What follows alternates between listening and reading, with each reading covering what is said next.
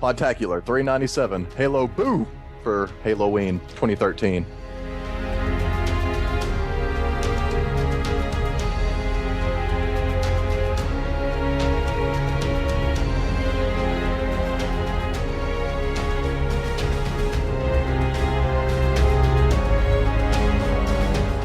Hello everyone, welcome to Podtacular, the unofficial Halo Universe podcast. I am your host, Duststorm.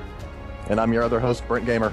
And tonight we celebrate Halloween as it is October 31st for the year 2013. And with that comes along a Halo Bulletin instead of the normal Halo Bulletin. And with that, of course, we have a couple of Halloween related things that have been kind of put into the bulletin as well as in matchmaking. So by the time you hear this podcast, you'll probably have passed up the opportunity, but there was a 2-day playlist that was smashing pumpkins, and the reason for the pumpkins was for legal reasons for not being smashing pumpkins, which is could get them in legal trouble. I doubt it, but well, that's what they said in the bulletin. I have to say. Oh, I know. I'm just saying. Does the band have just full reign over any time people mention smashing pumpkins? Because I mean, that's what pumpkins do. Like, people smash pumpkins all the time during Halloween. Yeah, I know. I don't quite get it either, but that's what they said in the bulletin. Yeah. So that's just what we're going with. And yes, facepalm, thank you, in the chat. So we're going to talk about mostly the bulletin tonight. It's going to be a shorter show than some of our other shows have been, unless we get on some random tangent, which we often do. So you may never know what we end up talking about here. But first things first, let's just dive straight into it. Bravo is the one that writes it up this week, and they kind of go back to the Halo 4 championships a little bit. The global championships that were in Seattle during PAX Prime. And one of the things that he kind of wanted to bring to attention is some of the stuff that you get to see behind the scenes. And they had some concept arts and drawings that they had for the Global Championship stage and everything. So they had some mock-ups, and then they had kind of a 3D render of what it's going to look like. And it actually kind of, their initial plans resembles pretty much what it looked like at the very end. Minus the... a few little elements. I think the display stand on the left, where we had Golden Boy and Bravo sitting, was changed up just a tiny bit. But other than that, it's pretty much spot on from what we saw before. So you can see some of the concept design and the stage planning that went into the Global Championships, if that's your kind of thing. It's interesting to see kind of how their development came along with it, but I don't think it's going to catch too many people's eyes that are playing Halo. I think they're more into the technicalities of the game than kind of stage design. But it's still cool nonetheless. Oh, yeah. Yeah. Very cool stage. I guess if you're having an event for what you claim is the biggest kind of Halo championship, like if you win this, you are the best Halo player ever. It needs to be something special. So right. It seems like they went all out on it. Oh, they definitely did. I mean, that was one of the kind of highlights of the Global Championship was the production value that was there. And we almost had Mineral Royal Hall filled up. And the atmosphere, we've said it on the podcast before, but it was one of the most tense feelings that you had for a competitive Halo game. And from all of the times I've been to MLG for Halo, this was kind of trumped all those previous experiences. I mean, the closest thing I think you could get to was when Halo actually had a main stage at MLG, and it was pretty much the feature game. This pretty much kind of just threw that under the bus in terms of production quality, and you could cut the atmosphere with a knife. It was that tense, especially in that last one. Was that thick? Did it smell bad? No, it didn't smell bad, thankfully. Well, you said you could cut the atmosphere with a knife, so... Cut the tension with a knife. Oh, okay. I thought you said you cut the atmosphere with a knife. I was like, yes, cut through the stench of a million gamers. No, it was not that bad. They did have air conditioning, so that was nice. Good. It kind of reminds me of Video Armageddon from The Wizard, which was based on the Nintendo Global Championships that they had. I think it was... I can't remember what they called it. It was like the Nintendo... Oh, man, now it's just going to completely escape me, but it was this big event Google that they had during the... Yes, I should know this. because supposedly I was a video game historian for a little while, or I thought I was, but just these major, like this massive event that Nintendo had back when video games were kind of in their infancy, just these very kind of simplistic 8-bit graphics, but they still had this massive competition for it with this huge theatrical stage and everything going on, and this kind of reminds me of that. It's good times. Cool. I was not kind of into the whole gaming scene, I think, pretty much. I mean, I had a Game Boy and stuff, but I wasn't really into it publicly, I guess, so to speak. So it was Nintendo World Championships. Oh, okay. So. All right. Well, I mean. Same thing. Yeah. Close enough, though. Yeah. But it was pretty cool to see. It kind of, because I used to do setup for church services and stuff, so it's kind of interesting to see the design and the flow from one concept to another. But I think for most people, when it comes to stuff like this, they probably wouldn't care too much. So for those that like to see this kind of thing, go check it out. It's kind of cool. If you're not into the whole stage production and arrangement, then you could probably skip that part of the bulletin without missing anything. If you don't want to watch the sausage get made, you can just kind of skip it. Fair enough. If you want to play Halo Spartan Assault on the Xbox platform, you will be able to in December. 343 announced on Tuesday that Halo Spartan Assault is coming to Xbox One and Xbox 360 with a few exclusives. On the Xbox platform only, you're going to be able to play co-op mode. So all the missions that you currently have played on, A through F, including the DLC one, you'll be able to play co-op, and there will be the additional Operation Hydra DLC expansion pack that will be Xbox exclusive only. And then there's some expanded arsenal items, so more weapons, armor abilities, and upgrades that you'll be able to utilize on the Xbox version as well. No word whether or not the achievements are going to be the same or if it's going to be a new set of achievements that you'll be able to get, but that is kind of to be determined or to be seen as more and more details come out to the rollout in December. So, Brent, you're going to finally have a chance to play Halo Spartan Assault. What do you think about that? Oh man, I'm excited. I am so ready for this. I love dual stick shooters. I always have. And it didn't make any sense not to bring this to Xbox. I mean, think of all the money they're going to make. They're going to make a ton more money once this thing hits on Xbox than they ever did back when they put it out on tablets. Guaranteed. And I think that was kind of a huge argument that the rest of the community had. And you can see 343 is pretty much listening to us now. It's like, we want it on the Xbox. It's going to sell better on the Xbox. So they kind of listened and pulled through, and now we're going to see it out in the Xbox Live Marketplace in the arcade. And people, I think, are going to have a fun time playing it. Now, personally, when I played it, I did it with mouse and keyboard on the computer, on a Windows 8 machine. And I tried using a tablet and a controller at PAX at the Halo 4 Global Championship. And personally, I think the keyboard and mouse experience is just a little bit better for me because you have that precision with the mouse. And what I found with the controller was that you had, unlike some traditional dual sticks that I've played like only one or two of, if you aim with the stick, you aim and shoot at the same time. But with Spartan Assault, you aim and you have to pull the trigger to shoot. But ammo conservation's a thing in Spartan Assault, right? Yeah, I was just asking. Like, I didn't know. I haven't played it. It is. I mean, I've seen a little bit of gameplay. I just kind of figured, but it seems if ammo conservation is a big deal, then you definitely want to make it to where you didn't just waste ammo every time you moved your stick around. Yeah, and it definitely is. And that's kind of one of the reasons why they have to change it. But I'm just kind of used to a few of the other ones that I've managed to play where it's you point in a direction and then you're shooting.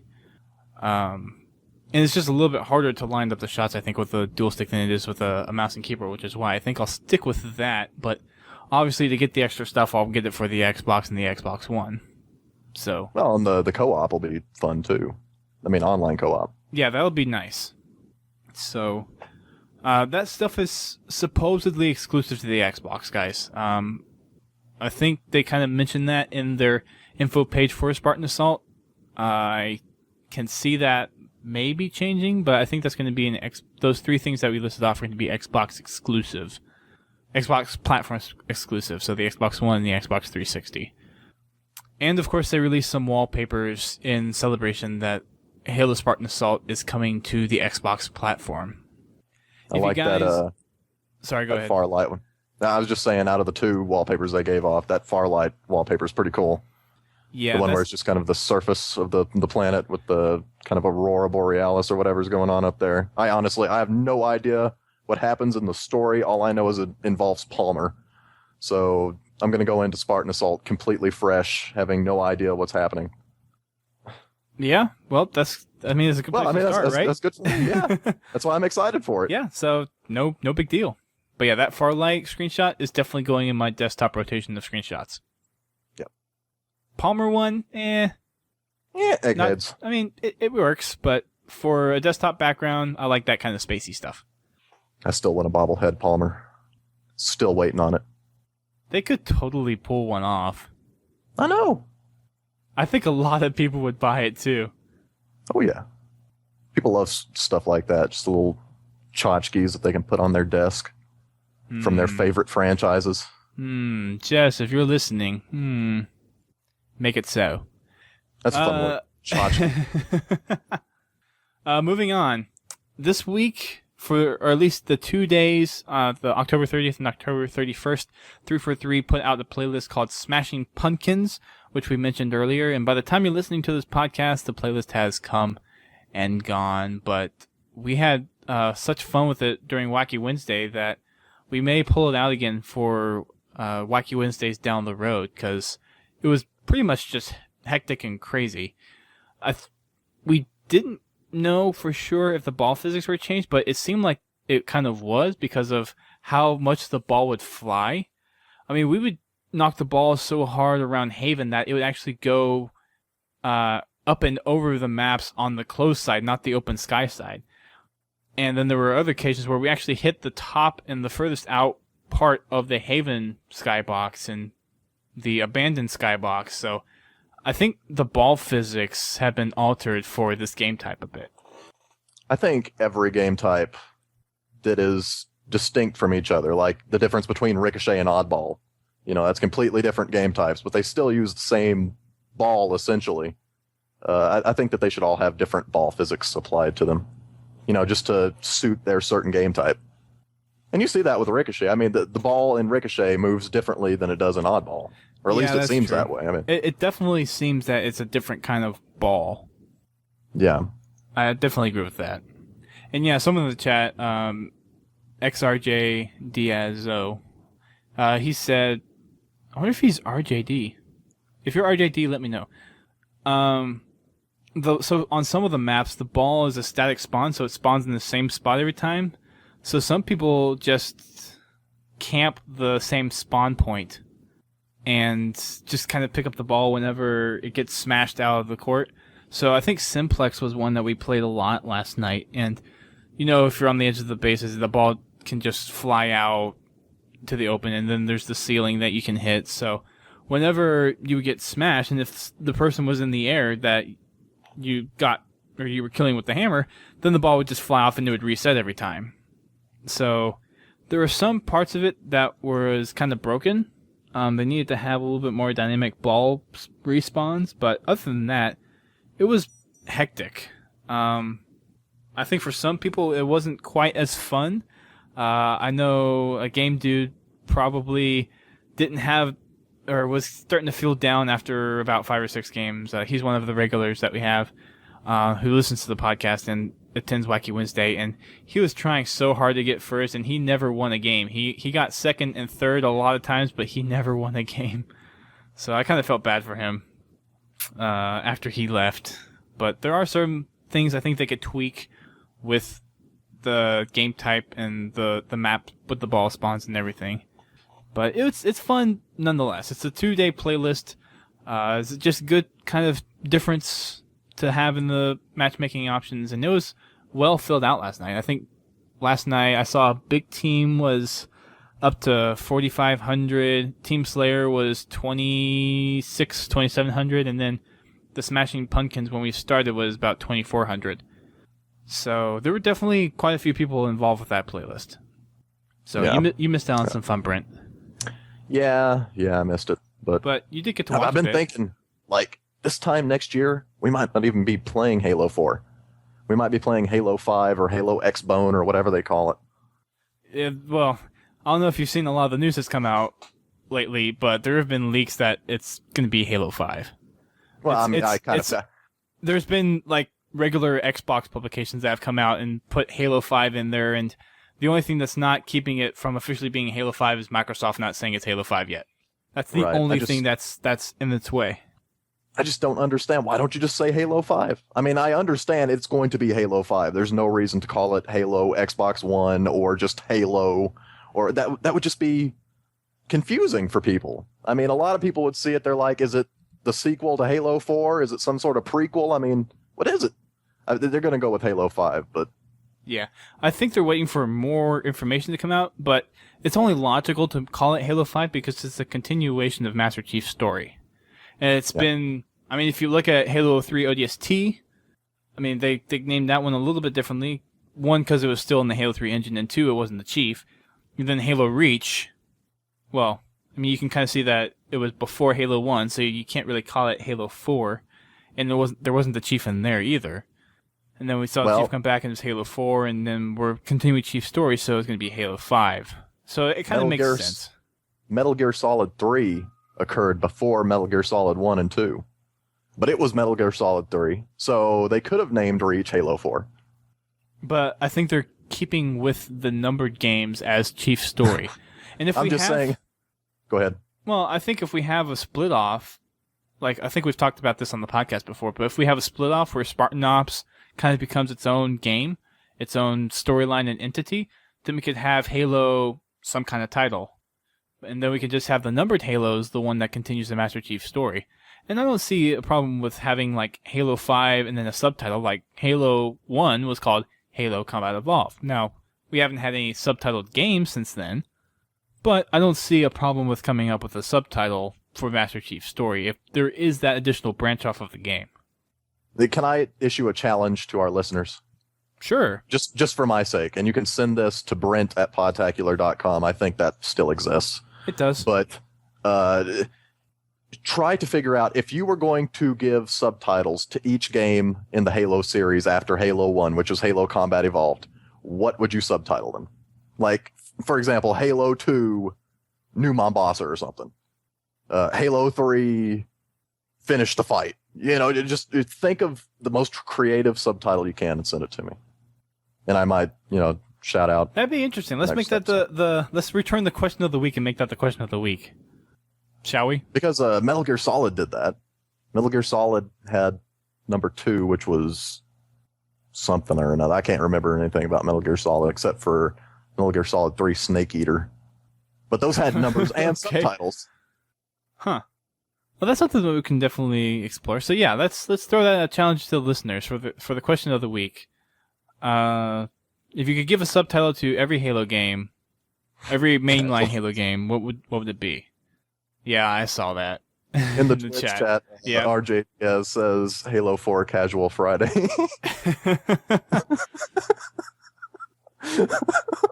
I think just another Friday, bro. You could probably come up with a little more, I think, story-related title than that. If you've got funny titles, send them in too, because I love the funny stuff. Yeah, that's true. It doesn't have to be serious. Well, yeah. You could definitely go serious and definitely go just completely hilarious with this kind of thing. Yeah. But yeah, I like that idea. Let's do that for this coming week. That'll be good. I would love to see some of your guys' responses, because I think we'd kind of get a good variety. I think we would see some related answers, some identical ones, but then we can see some really far-fetched ones. So let's do that. So get to work on that, guys. And I figured out we'll read it next week.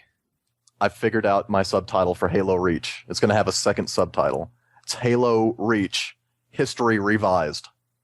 Ooh. Ooh. Dang. Or History Evolved. That's more Orwellian. We took history and we made it better. Yeah, that whole fiasco. So, well, we're just gonna move on from that. But yeah, send those in. and we'll talk about them on the next podcast. Next up in the bulletin, though, is, Halo 4's anniversary is coming up pretty soon. Actually, a week from the recording of this podcast. The first anniversary of Halo will be upon us, or Halo 4, that is. So, to reward everybody, if you play at least one more game on November 6th of 2013, you will be able to unlock the Guilty Spark emblem that you'll be able to use on your Spartan. So, it's a one-time opportunity that you're going to be able to snag this emblem. So it's going to be just the 24 hours that it's open, and I think that 24 hours is marked from 12 a.m., so midnight on November 6th at Seattle time. So it's going to be 12 a.m. Pacific time, which turns out to be 3 a.m. Eastern time, which is 8 a.m. UK time, and you can use a online clock to figure that out, but it's midnight Pacific time is when that starts. So if you want a chance to get this rare item, then definitely check it out. I think I might change to it when I get it. I'm using the one with the star at the moment. I forget exactly what it's called. Prime? Yes, Prime, and I'm using the structure background. So that's kind of been the one I've had since the beginning, the one I've stuck to, and the Guilty Spark I think is a pretty nice touch. Yeah. Everybody loves Guilty Spark.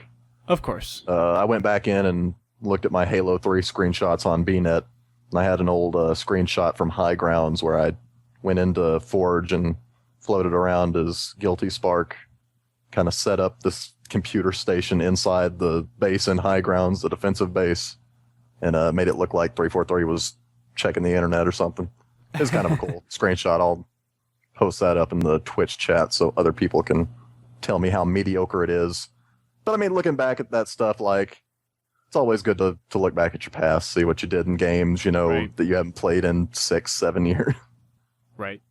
And it's just kind of one of those things where it's an evolution of where the series is, and that's the first time we had to have, or we had the ability to use screenshots and films and custom forged maps and all that stuff. So it was really just kind of the beginning of an era, so to speak, in digital content for Halo. Yes. You could say that Halo evolved. It did, and it evolves through every game, even though the evolution for Halo 4, not many people are very happy with. Yeah, you could say that was a devolution. That wasn't funny.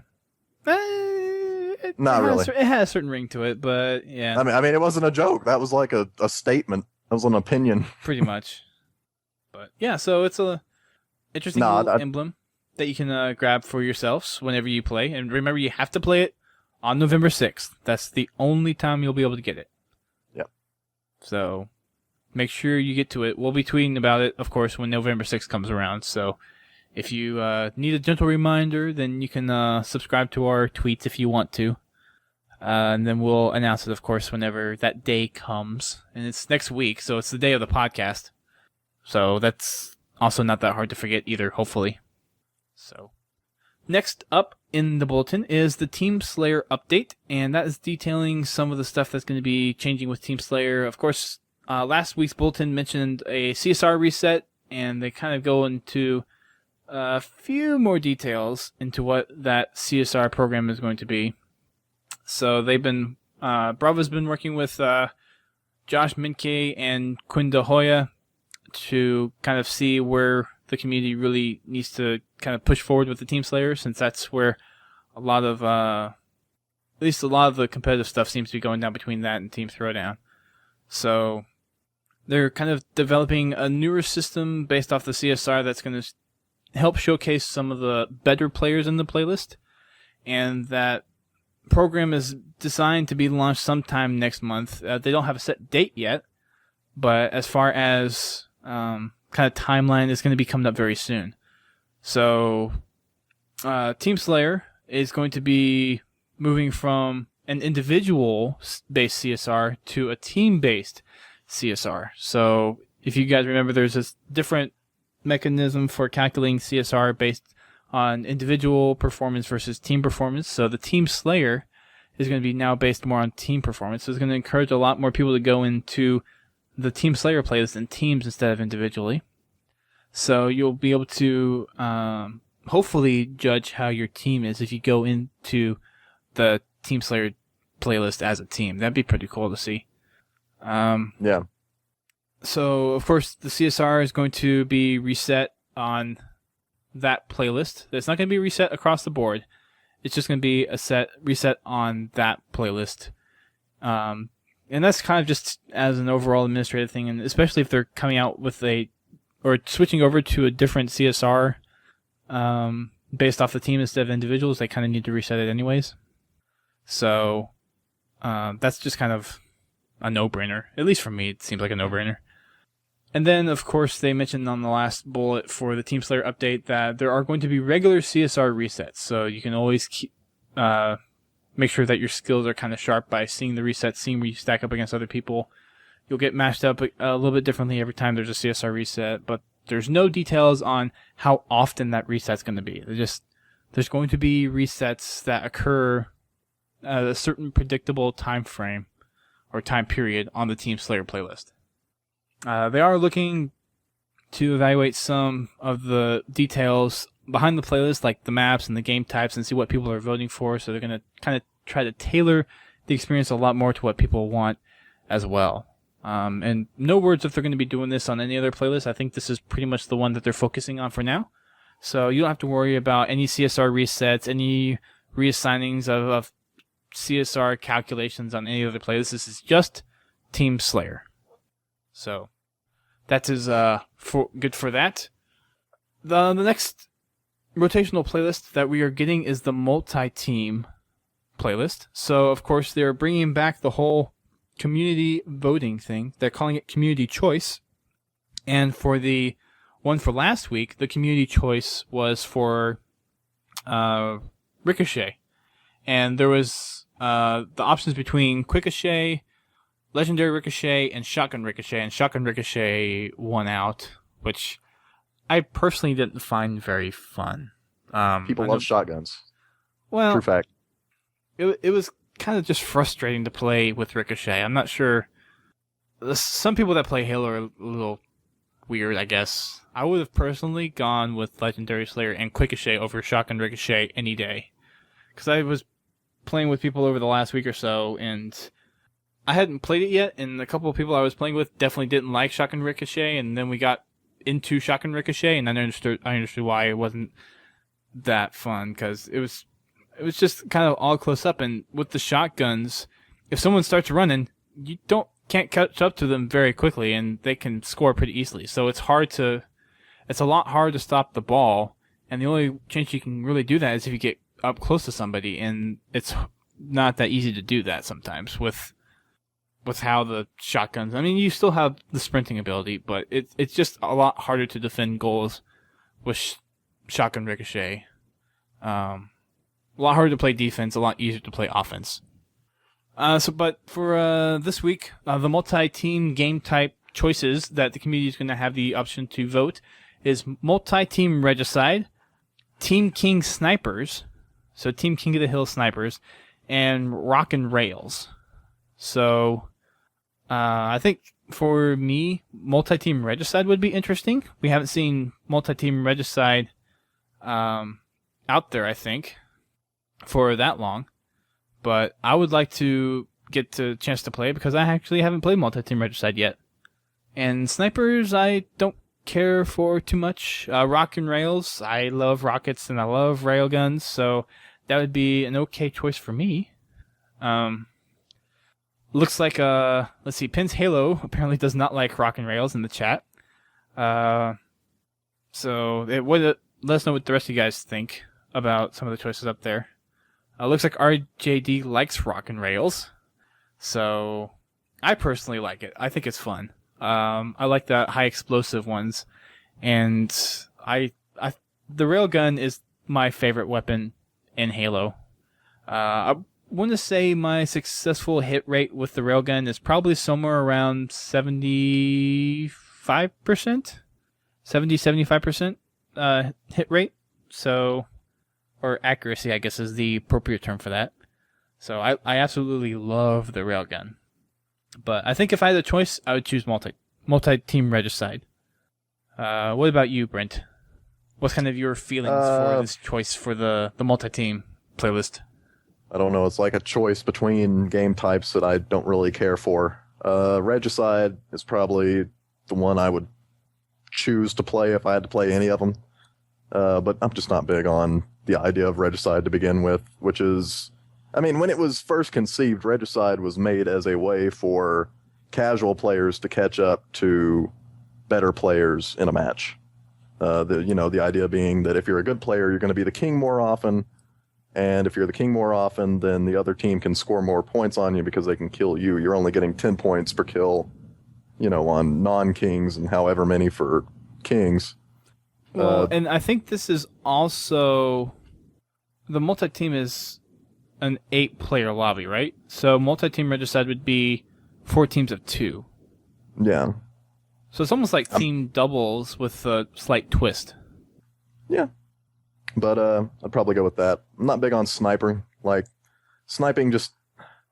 Yeah, I was not either. decent at it in Halo 2, but after that I just didn't care anymore. And then for Rock and Rail, I enjoy using the railgun, but some maps just don't work for Rock and Rail. Just off the top of my head, like Abandon. I don't like that, or trying to think of other maps that don't work. It's pretty fun on Ragnarok, but rockets are kind of useless on Ragnarok. Ragnarok's kind of hard because of just the range that you have. Yeah. I personally love it, though. I love using explosives, and I love using the railgun. Yeah. So personally, for me, it works. But yeah, those are the 3 choices, and you can definitely go vote for them if you so choose, and kind of influence what you want to see in the playlist. And you can do that, of course, over in the Halo Waypoint forums. And there is a link in the bulletin for you to do so. Of course, being Halloween and everything, there is some pumpkin carvings that we are undoubtedly going to be able to see. And of course, that's kind of the replacing the screenshot of the week feature. And there's some pretty good ones. Waypoint's been tweeting out a lot of different designs that people have been tweeting to them and sending them. And there are some pretty stunning ones out there. Have you been watching their Twitter account at all, Brent? A little bit. But yeah, there's definitely some great pumpkins out there getting carved.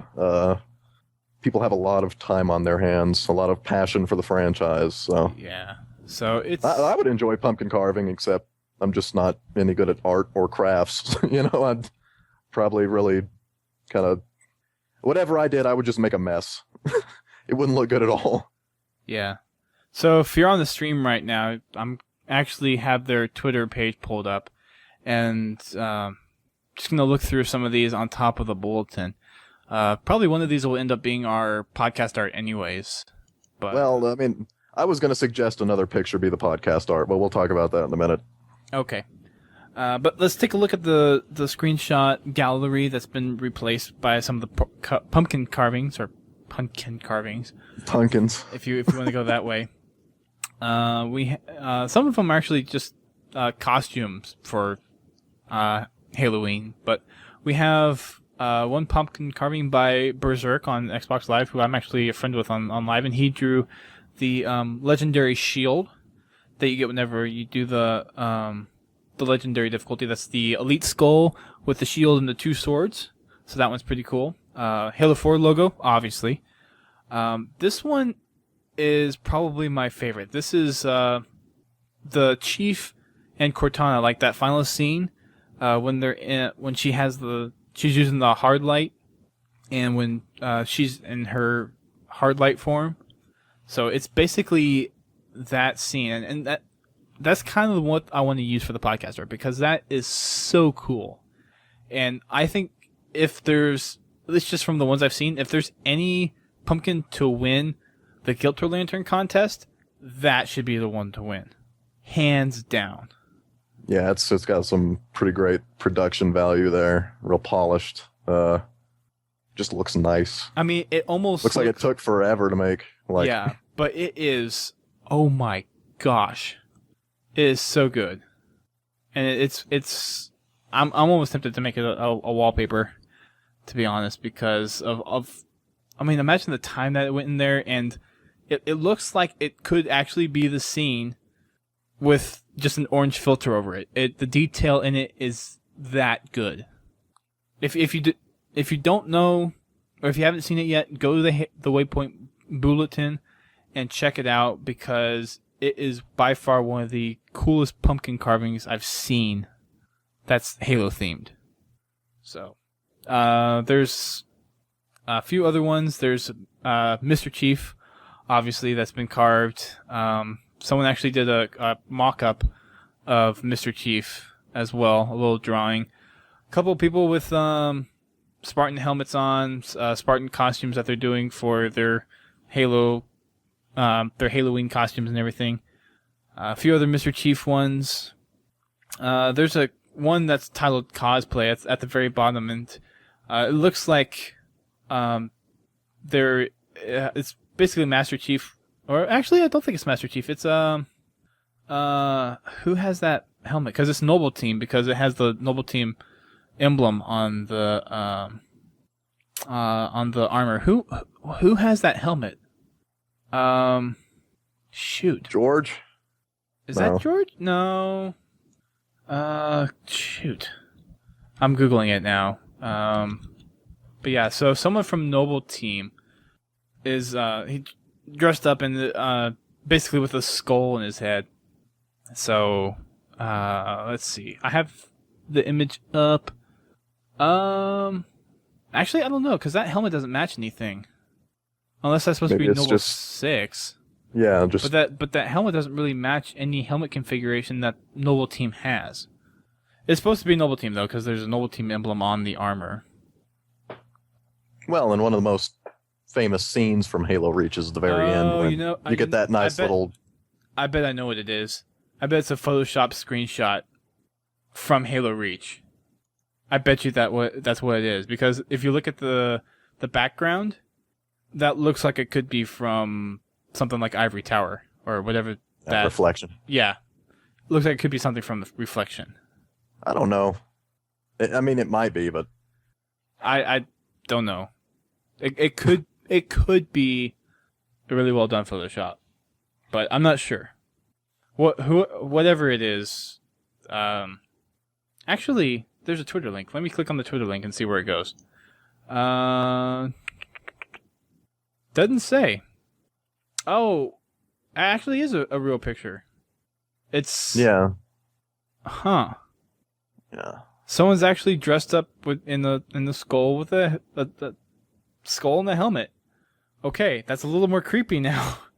Well, that's actually a pretty good idea for Halloween. I mean, it's one thing to just go in, Mjolnir armor. Well, it's either that or it's a standing prop thing. I can't tell though. It's cool nonetheless. Yeah. So, let's see a few other ones. There's a Guilty Spark one, a couple more Halo 4 emblem ones, a couple of skulls, like the difficulty skulls on there as well.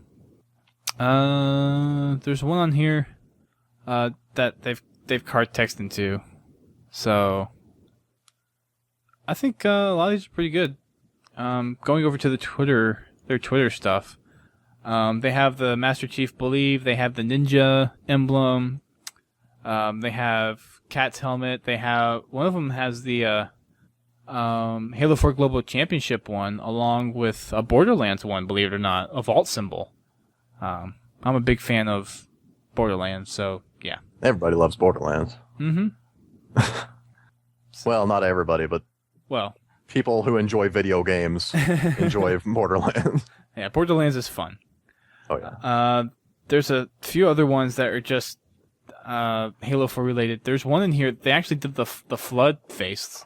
So that was the one that I think that was rated probably one of the more difficult ones when they posted the stencils in the bulletin 2 weeks ago. So that one is pretty beastly. And Go Beast. Actually get it because it's a flood. Beast. Funny. Very, very funny.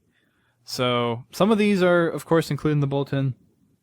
Some are just ones that they've retweeted. There's a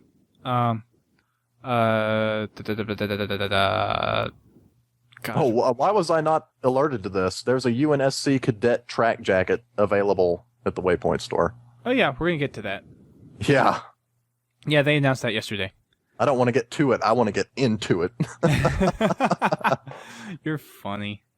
There's one with a Cryptum that someone posted, or Halo Waypoint retweeted.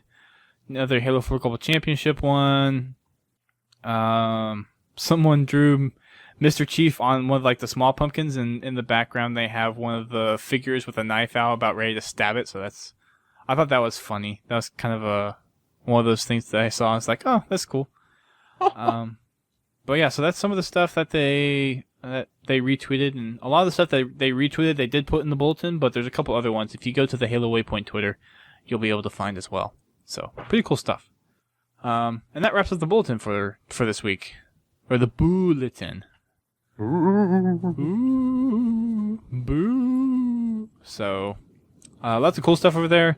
Of course, the announcement of Halo Spartan Assault coming to the Xbox platform, the Smashing Pumpkins playlist that was out for 2 days, the anniversary Guilty Spark emblem unlock that's coming, the Team Slayer update changes, the community choice for multi-team game types, and remember that is multi-team Regicide, Team King Snipers and Rock and Rails, and of course the Halloween gallery of carving pumpkins and all that goodness. So, Brent mentioned one of the other things that we wanted to talk about, and I guess if you want to kind of go ahead and lead in that discussion, Brent. I just learned about it. It's some sort of track jacket, very shiny. It's got a nice sheen to it, kind of silver, shades of gray style thing. You know, the darker shade of gray at the bottom, you know, coming up to a kind of metallic silver at the top. Yeah. It's got the UNSC logo, the classic kind of eagle logo slapped on the front left side, you know, kind of up near the top, near your shoulder. And then on the back, it's got this massive, just the UNSC text across the back with the Prime star. Yeah, it's like a company logo. Oh yeah, it's cool. I like how large the UNSC logo on the back is. It's usually you only see UNSC on the Halo branded stuff in kind of small print, but this is massive. Yeah. People will think that you're talking about the United Nations Security Council, and you will say no. It's United it's Nations close. Space Command. If you look at it 500 years in the future, it could be. But it's I want it. I definitely want it. I'm not sure if I'm going to get it, but I definitely want it. But yeah, they announced this yesterday on Wednesday of this week. So I actually got the tech hoodie from PAX, which is it's black and it has the UNSC logo on the front, and it's really comfortable. So yeah, this is $68. I would definitely want it. Just in time for the holidays. Yeah, I know, right? Well, just in time just in time for winter. That's the kicker. Oh yeah, yeah. That's the kicker. It's gonna get cold out there, and you're gonna need this. Yeah, I don't know. We'll see. That's a good excuse. It would be really, really cool to have. I also see that they have a T-shirt that is basically just the Halo 4 Global Championship logo without the Halo 4 Global Championship kind of fanfare on it as far as the text and stuff like that. They posted that a couple weeks ago, maybe a month ago. So that was one that they announced, I think a month after the Halo 4 Global Championships. So if you didn't get a chance to go, you can still get a shirt that has the Halo 4 Global Championship logo with the helmet and the swords and shields in the back. But it'll never be as cool as ours. It's not as cool as the one with the text on it. Yeah. And you didn't get a finalist one, Brent, but there was an extra one different one that they had at PAX. So instead of combatant on the bottom, it says finalist. So, yeah, sorry. It's making me mad. Yeah. Getting angry here. Well, I still got a nice T-shirt for... It's a ballin' T-shirt. Oh, yeah. 343, I don't know what company they use, but whatever shirt company they go with, they make some quality shirts. It seems to me that if you're in the business of running a major franchise that extends beyond just one medium. You know, I mean, Halo isn't just a video game anymore. It's the books, it's the live action movies, it's the, you know, it's the comics, it's whatever you want it to be. And multimedia franchises like that tend to get pretty high quality merchandise. I mean, look at the Pokemon Company International. I was looking at a picture today of basically a little stuffed Pikachu doll or whatever from 1998, back when they were first, you know, bringing Pokemon to America, and it was really starting to get big, and it just looked awful. Like, the quality on that Pikachu was awful, and it was like right up next to one that they had produced like last year, and that thing was like pristine, man. It actually looked like a Pikachu. So, I mean, That's kind of cool. when you run a video game franchise and you want people to show off their colors to represent it, you want to make sure that you got some high quality merch out there. Yeah, and we didn't really see a big store with Bungie before. Granted, I think around Halo Reach, they started to kind of invest with the clothing stuff. And they had some like Bungie branded stuff, but they didn't have many Halo branded stuff, I think. I think a lot of that was done through third parties, like GameStop would have something, or like something like maybe American Apparel had some kind of shirt or something like that, but they never had their own store that was pretty much Halo stuff until late on in Halo 3, coming up to Halo Reach, really. And Halo Waypoint's just kind of off the bat has this store available, so there's lots of things that you can get through their store, like the toys and collectibles and all the books that you can get, some of the guides as well. So there's a lot of stuff in the Halo Waypoint store that you can grab onto. Speaking of some more stuff in the store, on Friday of last week, so this would have been after we recorded our Glasslands podcast, they announced the October lineup of Avatar items, which is kind of themed for Halloween, Halloween.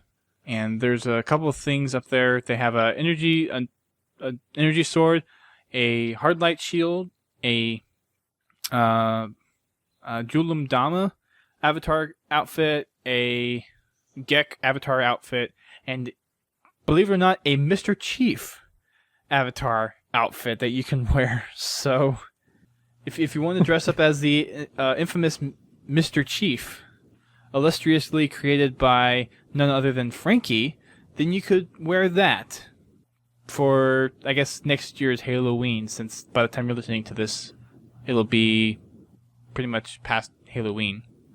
So, yeah, some interesting stuff that they've been making up, and they have this monthly release of Avatar items, if you guys didn't know. But, yeah, this week, so they have some pretty cool stuff. They have the Gek, they have the Julim Dama, the Energy Sword, Highlight Shield, and Mr. Chief. So, cool stuff as always. That pretty much wraps up for a lot of the Waypoint related news that we have this week. We touched on this a little bit before with the whole blow up of AGL and everything. But as far as competitive Halo goes, guys, it's kind of an unsure future for now. For those that have kind of missed what happened, basically AGL was supposed to be using a certain venue, and by the time it came down to it, so like a week before the event was actually supposed to happen, AGL had to cancel because the venue wasn't going to be ready in time. And they tried looking for ballrooms at different hotels and places, and they just couldn't find somewhere to do it, so they had to cancel. And a lot of people got really frustrated over the whole ordeal, that they couldn't find another venue, and that people already had plane tickets to go and hotels reserved, and some plane tickets you can't really get a reimbursement for without having to pay or give up a lot of the money just to get part of it back. So a lot of these people were kind of really pissed off, and rightfully so. So the future of Halo is kind of a little grim now, because another thing that AGL did, which we talked about before, was adding Halo 3 to the circuit, and that generated a lot of interest for people to actually go to AGL 10. Of course, when it fell through, that kind of fell under as well, but for those that follow the competitive scene very closely for Halo, you'll know of Gandhi, and he's actually looking to put on a Halo 3 tournament.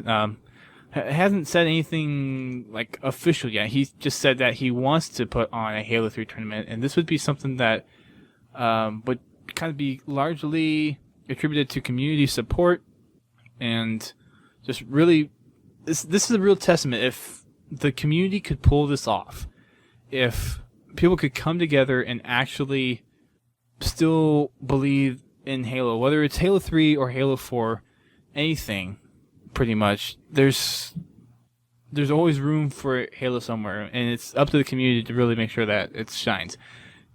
Another thing that I'm talking with a couple people, other people too, is Halo has to kind of go back to being fun, other than being strictly for making money. I don't see why the two have to be separated. Well, and I mean, generally things that are fun make money. Now, there are things that are fun that don't make a lot of money, but things that do make a lot of money tend to be fun. Right, but the emphasis needs to be more focused on playing a game that's fun, other than playing a game to make money. And it's just from the standpoint of the competitive players, because we've seen a lot of people go from Halo to Call of Duty because payouts bigger, and they did that because MLG was still holding on to Call of Duty instead of Halo. So we've seen some Halo teams kind of dual hat Call of Duty and Halo. And if you really want to have Halo as a premier option for an esport, then you have to make it to where the teams that participate in Halo want to participate in Halo, and pretty much Halo exclusively. That they're not for the in it love of the game. Yeah, for the love of the game, and the fact that when they play Halo, it's fun, and not to jumping back and forth between Halo and Call of Duty because one has more payout than the other. I haven't specifically talked to any Halo pro about Call of Duty if they go play Call of Duty because it's fun, but I don't know what the answer would be. But if the answer is because the money is there, then that indicates a serious problem with Halo, that Halo isn't fun anymore. And it's fun for me. I enjoy Halo. It's fun for a lot of people. It's fun for a few people in the grand scheme of things. If you look at how it compares to Halo 3 and some of the past numbers with Halo, but look at the numbers now. When Halo 3 was even just announced to be one of the games released in October, like at the beginning of October, numbers for Halo 3 skyrocketed. Yeah. It quickly outnumbered Halo 4. That's how many people don't like Halo 4. They would rather go back and play Halo 3, which is a 7-year-old game. No, 6-year-old game, sorry. And that just goes to show, for a lot of people that I would consider probably core Halo players, enjoy the experience that Halo 3 gave. That I think, in most people's opinion, is the more true Halo experience. So, of course, we saw this big flood back to Halo 3, and we still have a good amount playing Halo 4, but we saw it drop down in the top playlist from the Major Nelson numbers down to 13th at one point, before Halo 3 even picked up over the I think before they even calculated Halo 3 being back in the live activity list. But 343 has to find... It was for the first time that Halo didn't have a top 10 spot. They have to find some way to extend the life of their game once they put it out. They have to make conscious design decisions that will make the game fun over an extended period of time. You know, even when it's under competition from new games being released. And it will be. I mean, Halo 5 will be released alongside other high-profile titles. And they have to find a way to keep people playing Halo 5 while at the same time not, throwing the baby out with the bathwater and just completely ruining what it means to be a Halo game. They have to make sure that they have the fundamentals of Halo down in Halo 5. Right. And I think a lot of people saw in Halo 4 that it had become something so completely different from what they played in Halo 2 and Halo 3 that it was just too much. It wasn't Halo for them anymore. Now, for me, I will play... even if Halo 4 were just the worst game on the planet, I would probably still play it. Just a little bit, because I love Halo. I love the universe. I love the community. I mainly love the community. That's true. I mean, this is my favorite gaming community. And mine too. And it's a testament, I think, to Halo as a universe and a franchise that the potential is there. Yeah, the passion's there. You have to give us something to work with. If you're going to have the passionate fans representing your franchise, you need to give us something to go to people and say, "Hey, look, Halo's back. It's fun again. You're going to enjoy it. Come back and play with us."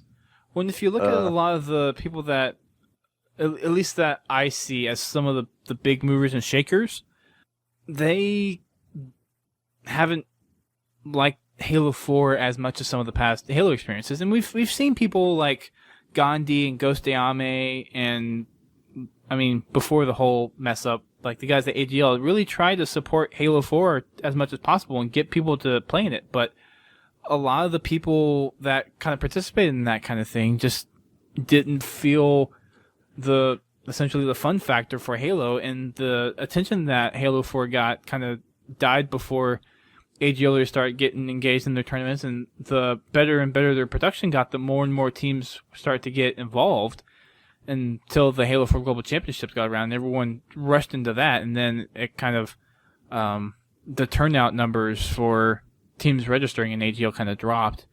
And that's not anything against AGL that happened. It's just the happenstance of you had the Halo 4 Global Championships, which was this $200,000 FFA tournament. And, of course, AGL can't really compare up to that. So, at least not right now. So there's certain things with how just people's mentality about the game and how the community is really supporting competitive Halo and other different facets of Halo, where it's really not where people want it to be as a franchise. And that's where 343 has to really dig into what Halo is to people. And they have to figure out where the majority lies on a lot of the stuff that makes Halo Halo. So, as far as community support, it's going to be one of the big things that's going to help pull Halo through it. I mean, 343 can only do so much, and we definitely have to keep on giving them feedback, criticizing the stuff that they've done, not in a way that's demeaning or anything, not demanding that certain things be done, because ultimately it's their game. We are paying for a product that they produce. We are not paying for a service. A service is where we're paying directly, investing directly into the game, like during production, and influencing how the game is made. That's not the kind of service that we get with video games. We buy the game when it comes out, when it's finished according to the developer, and we support the game through buying the game. It's not a service. It's a product that you buy. And I think a lot of people don't realize that. A lot of people think it's a service where the developers owe them to listen to their specific demands, and that's not the case.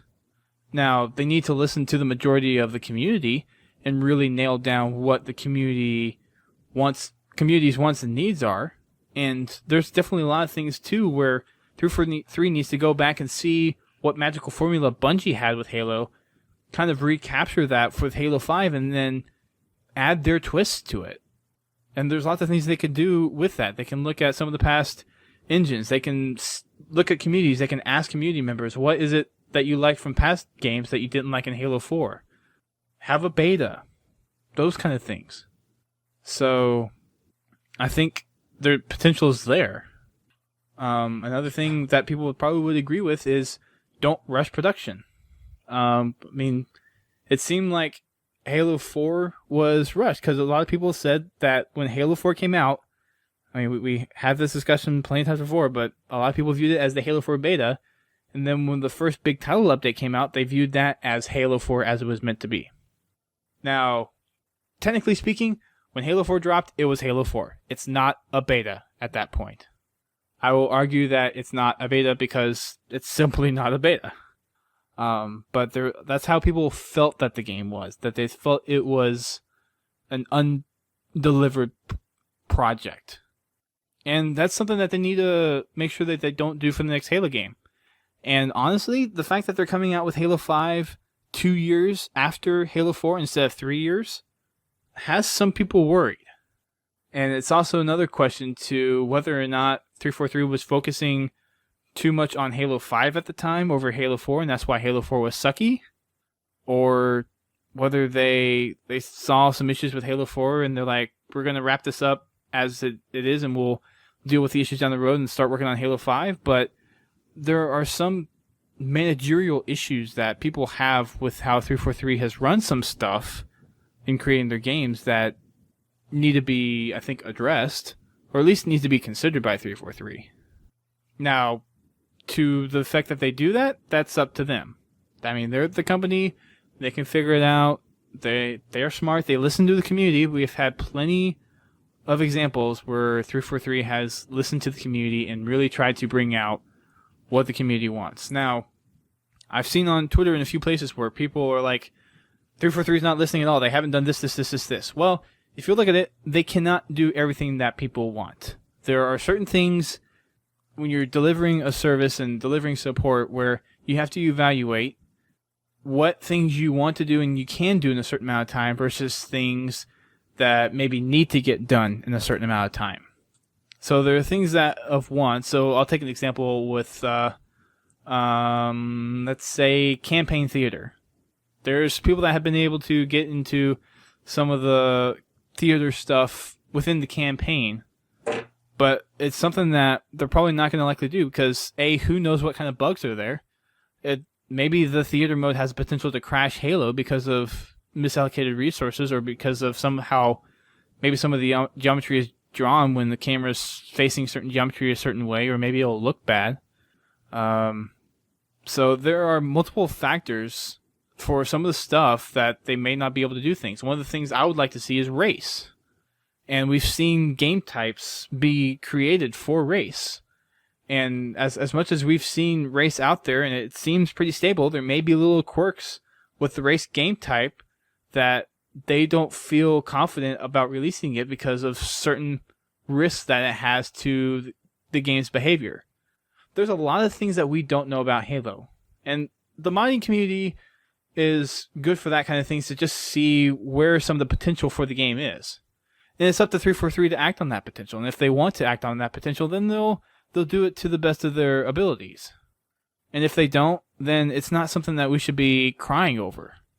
It's something that we can voice our opinions about, but it's not something that we can go to 343 and just constantly bang on their doors and like, you need to do this, you need to do this. That if you do that, 343 is going to kind of turn a blind eye to you, essentially. If we demand things, it's not going to end well. If we request things, which is it's different. If there are certain things that we want to see, and we present it to 343, like, I mean, they're hearing the cries of the community for sure. I mean, we've seen Halo Spartan Assault be produced for the Xbox platform, so they're listening. But you got to do it in a way that is going to be kind of critical and critiquing of what they're doing, and not like demeaning and putting down of stuff that they've done wrong. Well, you also need to explain like why 343 needs to implement the change that you demand that they make. It's not enough to simply demand something. You have to explain why you're demanding it.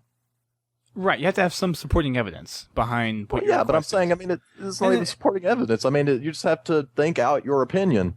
It's not enough to just yell, Halo 5 better not have Kinect support. They better not waste any resources on Kinect stuff. I mean, that's my opinion. I don't think that they should waste time doing the Kinect stuff that I know Microsoft's going to want them to kind of push into Halo 5 because of... I mean, that's just the big deal with the Xbox One. You can't get an Xbox One without Kinect. It comes with the Kinect. You have to have it plugged in to the Xbox One to even work. No, you don't. But they changed that? Yep. They changed that policy. Oh, cool. You do not have to have it plugged in. That's a good idea. I mean, you'll have to have it plugged in at startup, like whenever you first launch the console, but after that you can put it away.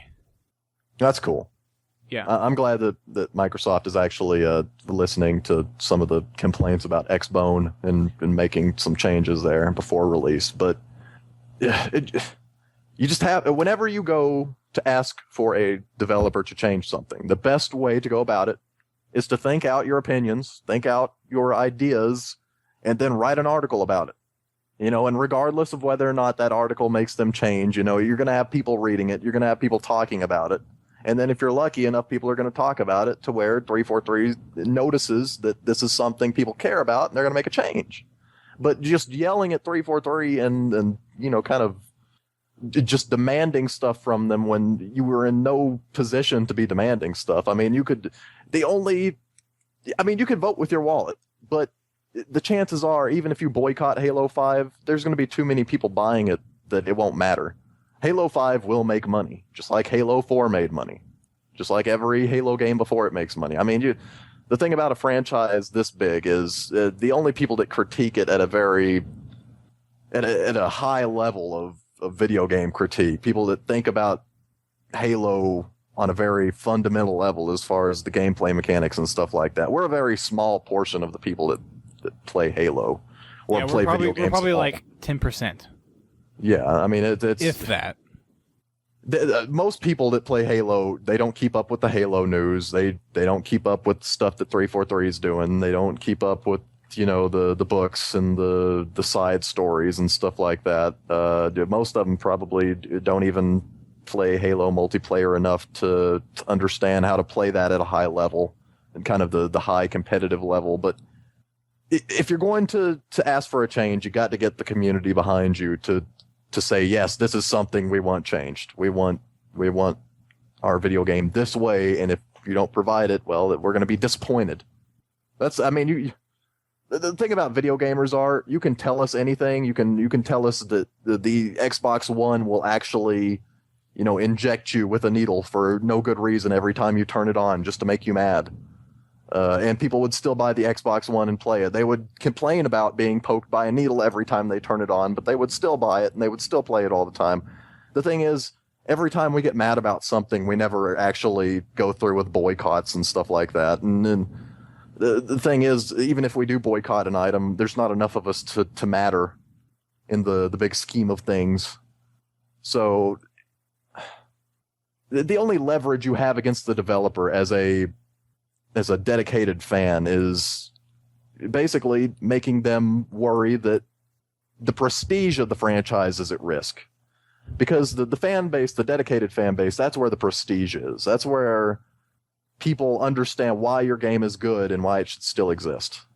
And I don't know. Now I'm just getting off onto crazy tangents. But well, it's stuff that we're going to be talking about for a while until Halo 5 comes out, pretty much. It's going to be one of those topics that's going to keep on creeping back up. And it's one of the things that the community is going to be very passionate and have very opinionated things to think about. And it's going to be up to certain communities and individuals to really help bring Halo along, to keep on talking to 343 and at least voicing their opinions out in the public, so 343 can get a good feel of what people want.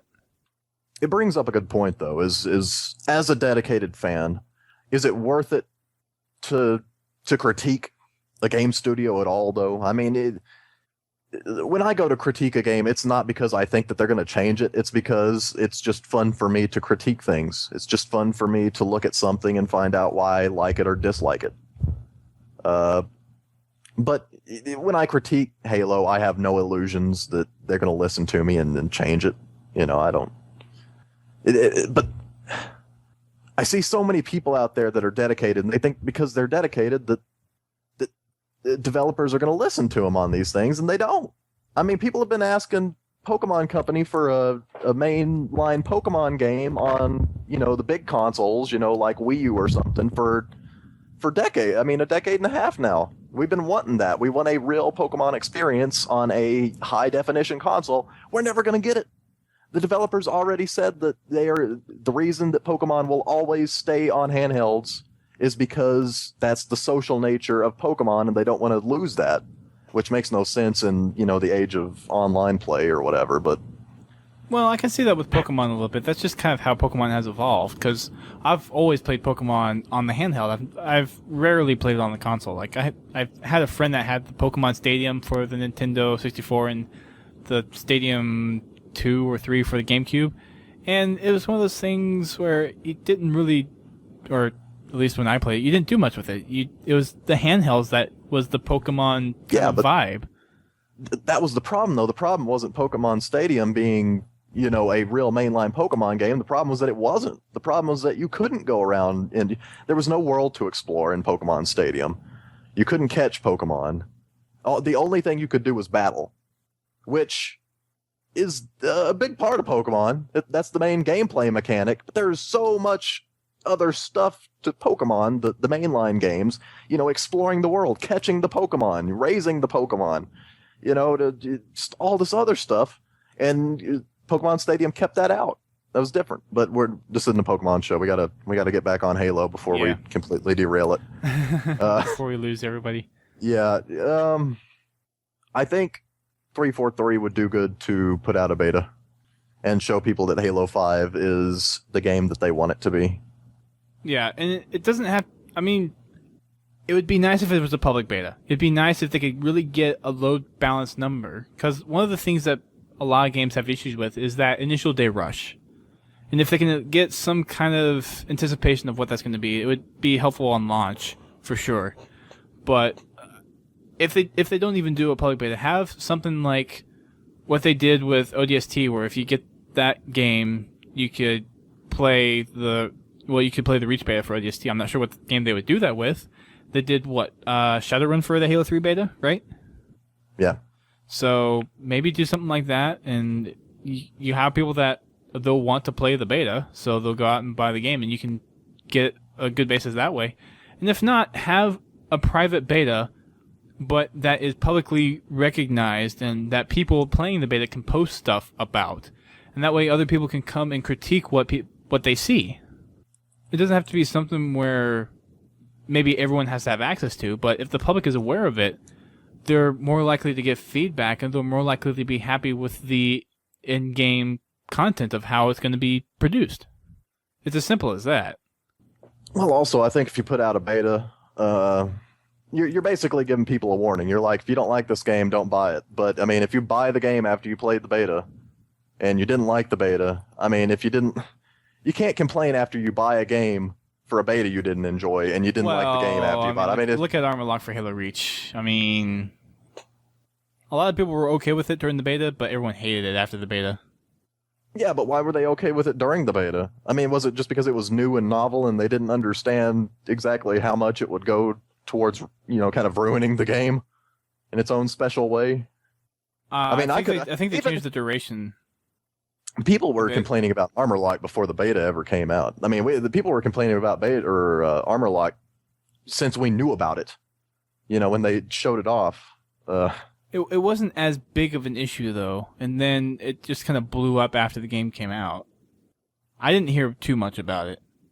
I mean, I knew there were people talking about it, but I didn't hear that much about Armor Lock being an issue.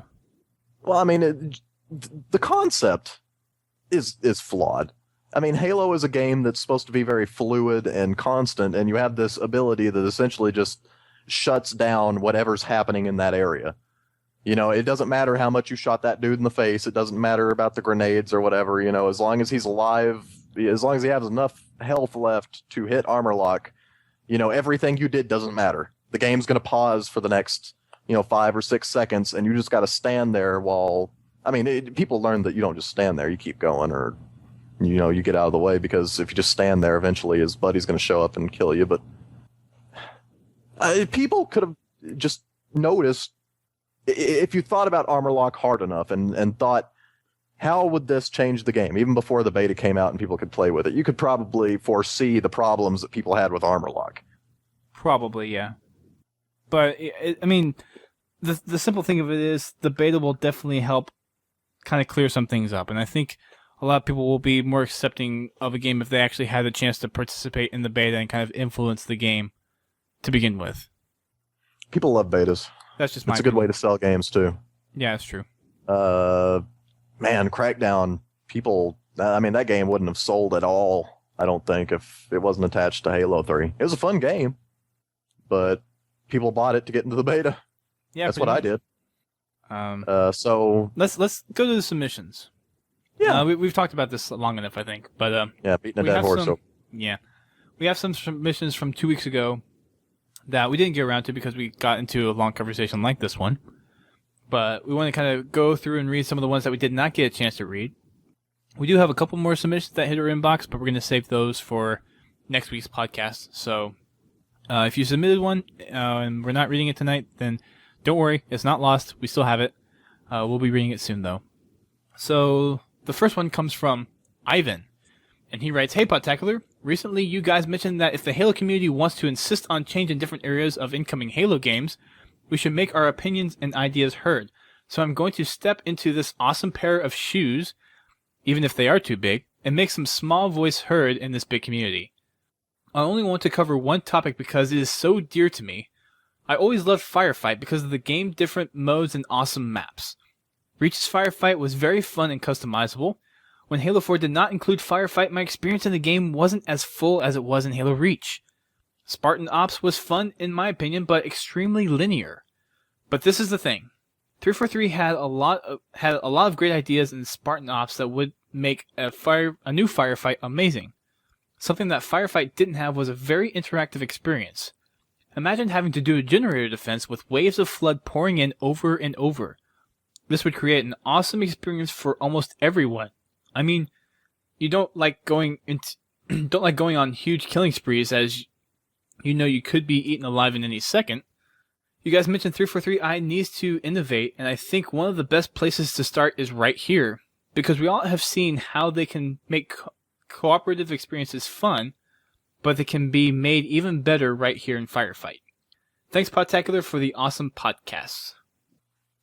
So I think the Firefight discussion has been talked about on the show a couple of times, and how Spartan Ops was kind of the Firefight replacement, but I think I've started hearing a little bit more chatter on it recently, where Firefight would kind of be a good thing to kind of bring back in, just the wave after wave thing, like the Horde mode, because it's definitely popular in Gears, or it was, and then Call of Duty was popular, and it worked for people in Halo ODST and Halo Reach whenever you weren't lagging from network issues. But I'll admit, it was fun. Playing wave after wave with your buddies was a fun thing to do. Yeah, I enjoyed Grunt Apocalypse. Oh gosh, that was the only part of Firefight that I really, really enjoyed. I mean, I did like Firefight. It was fun. But I think they were too afraid to put Firefight into Halo 4 because they were already being accused of being a Call of Duty clone at the time. And zombies is extremely popular in Call of Duty. And even though, you know, the zombies wasn't the first horde mode in video games, it was definitely the most popular at the time, and they didn't want people saying, well, I mean, obviously Halo 4 has just tried to rip off Call of Duty. Call of Duty is the superior title. Well, didn't Gears have horde mode before Call of Duty? Yeah, that's what I'm saying. I mean, that, and I'm sure that there was probably some other game somewhere that had some sort of horde mode style thing even before that. Well, and if you look at it, it's not exactly wrong to take certain ideas that other people have kind of come up with and develop them in your own way. I mean, the genre of first-person shooter is going to evolve in different aspects from all of these different developers. And if one developer nails something, then of course the other developers are going to kind of hop on the bandwagon. I mean, if you look at it, Halo's innovated in certain areas, Gears has innovated in certain areas, Battlefield has innovated in certain areas, Call of Duty has done the same. So there's all these different developers that really add to the genre of first-person shooter and really kind of push the experience. And of course, you're going to have some sharing across. Now, the big thing between Call of Duty and Halo is those were the two big franchises for the most recent history. Battlefield is starting to become into that scene now. Battlefield is starting to be that third competitor now in the big first-person shooter genre list. But I think the big argument to not codifying Halo is because there's a certain playstyle that Halo fits into, and Halo Reach and Halo 4 definitely has started to adopt a lot of those Call of Duty specific things that Halo players don't want to associate with. And I think for 343 and Microsoft, they kind of did that to attract a wider customer base, but in the long term, in the long run, it's not going to keep your core Halo fan base. And I think that's one of the things why Halo 4's population has slipped up so much, is because some of those game mechanics have been brought into Halo that it does certain things do feel like Call of Duty and not like Halo. And there's other facets of the game too that people don't like. But as far as we're concerned with the Call of Duty stuff, there are lots of things that people don't like that they see it very Call of Duty like and they don't like. So I would like to see Halo get slowed down a little bit. I think if you keep speeding it up, it's definitely going to be, more codified or considered to be codified. I mean, to me, one of the big things that separated Halo from Call of Duty was that Halo occurs a little bit slower. It's the pace is slower just in general than Call of Duty, because anytime you can shoot somebody and get an instant kill with basically any weapon, it's going to be a fast game. Well, and to that point, though, the little bit slower involves more strategy.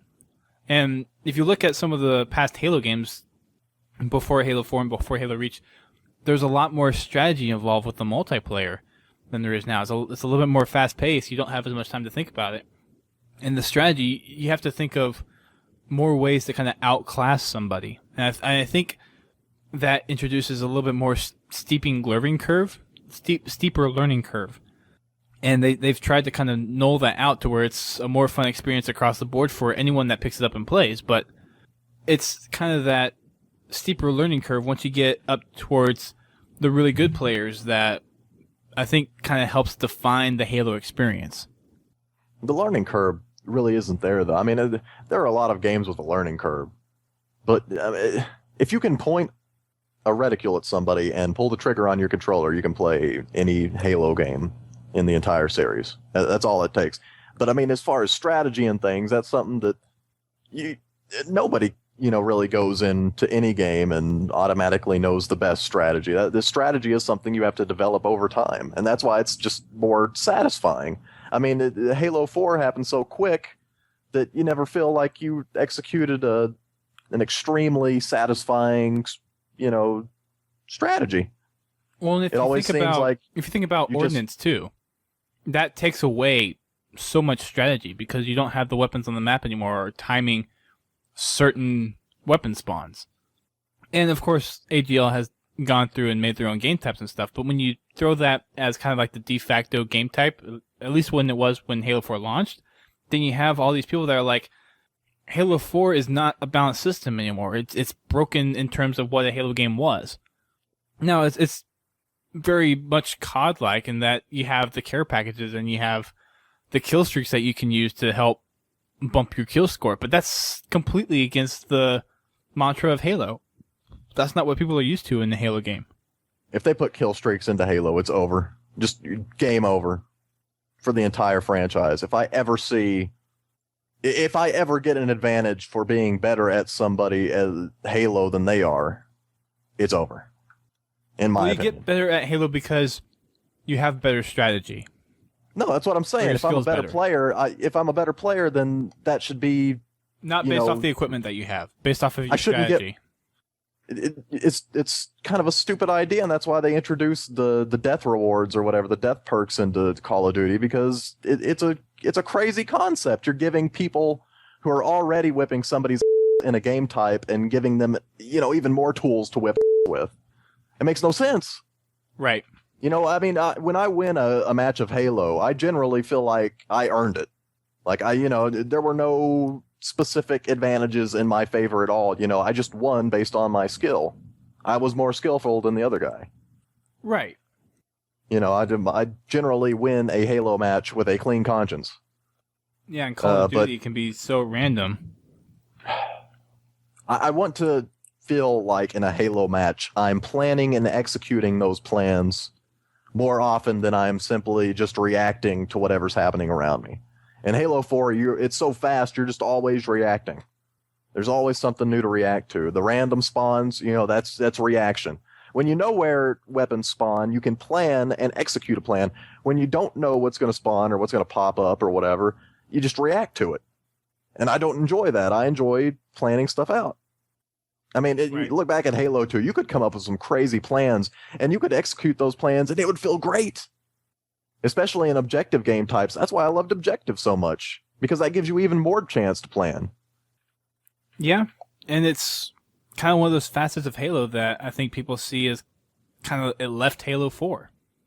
And we've seen some elements and resemblance of it come back, but at that point, so many people were already turned off by the game where we already lost a big core part of the fan base. And it's honestly going to really be up to what Halo 5 is going to be able to pull out of its hat, pretty much. I'll say this. If you said you were a hardcore Halo fan, I understand if you were disappointed by Halo 4. I totally get that. That's fine. If you never want to play Halo 4 again, that's great. To say that you are completely done with the franchise just because of one game, by a relatively new developer, they all came from, certain development styles. I mean, it's not like this is their first rodeo individually as team members, but as together as a team, this is their first time around 343. And I'm not saying give them a slip on Halo 4. I mean, they obviously did things with Halo 4 that they shouldn't have done, and they lost fans because of it. But if you leave the Halo franchise just because of this game, this one example of a subpar Halo title, you probably weren't that big of a Halo fan to begin with. I wouldn't say that. I'm saying just completely give up. If you don't even want to, completely give Halo 5 a chance. I mean, if you went and you threw away all your books or you sold all of your Halo games, because you're just completely angry at the state of the franchise, you probably didn't like Halo that much, because the universe is still there. I mean, they really didn't mess up the universe that bad. I mean, I don't like... They messed up the universe in terms of multiplayer and how people view the multiplayer. I mean, yeah, you still have the universe in terms of the fiction, but the multiplayer, if you... I mean, a lot of people... maybe half. I could see it being a half split between campaign and storyline versus multiplayer, but the majority of people that play Halo on a consistent basis, like after the first month or so, they're playing multiplayer. I mean, how often are you going back and playing the campaign for Halo 4 or any of the Halo games? Not that often. Yeah. But I'm just saying, if you just swore off Halo forever because of Halo 4, that's what I'm saying. I'm not saying if you just swear off of Halo 4. A lot of people did that. I completely understand that. If it's a bad game, you shouldn't play it. But I'm saying there's other Halo games out there you can play. I mean, even if you didn't, I mean, the resurgence of Halo 3 on the charts because it was free. I mean, that's another opportunity to play Halo without playing Halo 4. There's still a way to be engaged in the Halo community without necessarily playing Halo 4. Right. I mean, if you're going to believe that the Halo universe is more than just the games, I mean, if you enjoy the parts of Halo that extend beyond the games, then there are other things that you can do if you don't like Halo 4. I mean, you don't have to swear off the franchise forever. I think a lot of people are just like, I'm done with Halo. Like, it's over. And that's fine. I don't want to say that they weren't Halo fans. I'm just saying it doesn't make a whole lot of sense to swear off this great franchise just because of one game. If they keep on messing up, if Halo 5's awful, yeah, maybe then you call it quits. You just, remember the good old times in Halos 1 through Reach and, laugh it up remembering that. But for now, this was just one game. That's it. I mean, it's just one game. And in my opinion, it's not an awful game. I mean, it's a fun game. I've enjoyed Halo 4. I mean, I've played some stinkers of video games before. Halo 4 is a good game compared to some other games out there. People compare Halo rightfully to the past Halo games, and it doesn't stand up, obviously. But obviously, yeah. I'm just saying, don't.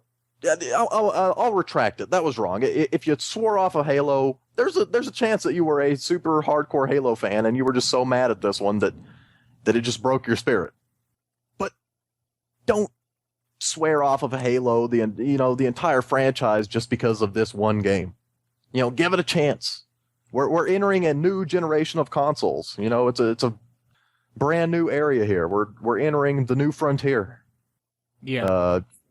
Well, I mean, it's just going to be a matter of there is a certain amount of community support that we need to give 343 pretty much off the start. I mean, at least for Brent and myself and a few others out there, we understand that it's their first game. It's kind of heartbreaking to see what they did with it. and to accept that the final product of Halo 4, but there is a possibility that they could turn it around, and it's just kind of holding on to that hope that they can pull off an experience that people will be happy with for Halo 5. So, let's get to the other submissions real quick because we're starting to run long, and we hit the tangents like I thought we might, but was hoping that we didn't. But well, I mean, it is Halloween. I mean, it's going to naturally be a longer show. I didn't think it was going to be, but apparently it is. Why don't you go ahead and read the next one from Mr. Tom? Yes, Tom M. says, "Hey guys, I love the podcast and listen to it on my commute to work. I'm a huge fan of Halo, so I always enjoy hearing others talk about it or talking about it myself. I've been playing Halo since the first game, and I love the Halo universe. I love the Cryptum podcast and was wondering when and if you'll be covering the other Forerunner or Kilo 5 novels. Also, I wanted to comment on this week's topic of the future of the Halo franchise. You guys mentioned in your show that you wanted some comments and opinions on the topics, so I have a few. First off, Halo 2 was definitely my favorite as far as competitive multiplayer is concerned, but I still love all the games. One thing I want to see in the future, or see again in future Halo games, is dual wielding. I'm not sure why it was tossed aside by Halo 4. I know that Reach and ODST didn't have it, but both Halo 2 and 3 did, and most would agree that those games had the best multiplayer. I feel it could be argued that ODST didn't need it because you weren't playing as a Spartan, but why not Halo 4? What are your opinions on dual wielding? Also, I think that one way 343 could satisfy some of the competitive players would be to introduce a classic game type like Bungie did for Reach with no armor abilities and some old and new maps. Thanks for bringing up these topics and providing an awesome podcast for Halo fans. Keep up the good work." Well, thank you, Tom. I enjoy dual wielding. I don't understand why it shouldn't be there. It doesn't make any sense as far as the Spartans have two hands. They can obviously hold two sidearms. Yeah. Well, I mean, to be fair, they're so strong, they should be able to hold two full machine guns. I mean, if you can flip a tank or do, some of the superhuman stuff that they show the Spartans doing in the novels and dual wielding rocket launchers. Yeah. There's no reason they shouldn't be able to, but I'm saying it especially doesn't make sense that I can't pick up like two needlers or two pistols or something like that. Like, so this is except for gameplay. Yeah, this is actually something I was talking to Ghost Yami about when I went to the Halo Fan for Life land, and it was kind of one of those things where it's not something that has to be in Halo, but it's something that could still exist in Halo. It's not a game breaking mechanic. There's certain pros and cons to both sides of whether or not to have dual wielding in there, and one of the cons of it is that you, at least with how some of the control schemes have worked for the past Halo games, you lose a certain functionality. So in one case you wouldn't be able to throw grenades, in one case you wouldn't be able to melee without dropping a weapon first. And in some cases the developer might not want that, to have that one instance of unbalanced behavior in the game. So it's really a design choice to the developer. And I think, personally, I wouldn't mind whether or not dual wielding was or was not in there. I don't care either. I mean, I didn't dual wield enough in Halo 2 to care. Dual wielding Maulers was fun in Halo 3. Oh gosh. Freaking Maulers. But I mean, other than that, I mean, it's not like people are just begging for dual wielding to come back. And definitely not having dual wielding in there fixes up some balance issues by not introducing those issues at all. So yeah, the epic noob combo from Halo 2 for the dual wielding was plasma rifle and SMG. Yeah. So I enjoyed using an SMG and a pistol at the same time. Always felt like a less cheap way to get off the Magnum. Yeah. Yeah. You could you just spray into them with the SMG and then get the headshot. And the Halo 2 pistol, you shot so freaking fast. Yeah. I mean, it was a weak pistol, but you could still shoot freaking fast and get headshots with it. I hated that. That pistol was awful. I didn't like it. The only especially time after the Halo 1 pistol where you could do a 3-shot headshot and you were sure to get somebody. Yeah. SWAT was a whole lot of fun in Halo 2. I don't think it'll ever be as fun in any other game as it was in Halo 2. Let's see, I don't think I've played much SWAT in Halo 2. Yeah, it was fun times. It's good stuff. Played in Halo 3, Reach, and 4, but Not much in Halo Lockout. 2. Well, Lockout was made for, every game type because it's, probably the best map ever. But SWAT on Lockout was good times. Yeah, people love Lockout. Although I would argue Blood Gulch is probably one of the more classic big team maps, especially for CTF. Oh, yeah. Yeah. I mean, I don't think it's fair to compare the 4v4 maps to the big team battle maps because those are two completely different styles of gameplay. Yeah, that's true. But let's get on to the last one and start to wrap this up. This last one comes from Pins Halo, who's actually in the chat right now, and he kind of wrote a novel. So we'll get through it as quickly as we can. He writes, "What I would like to see in Halo 5. From an overall perspective, I would like to have a story that, for lack of a better term, is tight. The story has to complete, the story has to be complete, and I do not want to have to go beyond the game to be able to understand the story fully. Halo 4 had a good story, but to really understand it, you had to have read the novels, and while I enjoy the Halo fiction, it should not be required to understand the game." And we've definitely talked about this on the podcast before, and we agree to that pretty much. This, more than anything, is what made the Didact less than what he should have been as the main antagonist in the game. In addition, I hope that we do not see any more retcon, or retroactive continuity, like the redesign of the Forward Unto Dawn, which makes the end of Halo 3 not possible, or a total redesign of Chief's armor and then presenting it like it has been that design since the beginning when we know it isn't. This also includes the redesign of the Covenant as well. Regarding the campaign, I really don't have too much to add, as I enjoyed most of it. However, the terminals need to be able to be viewed in-game.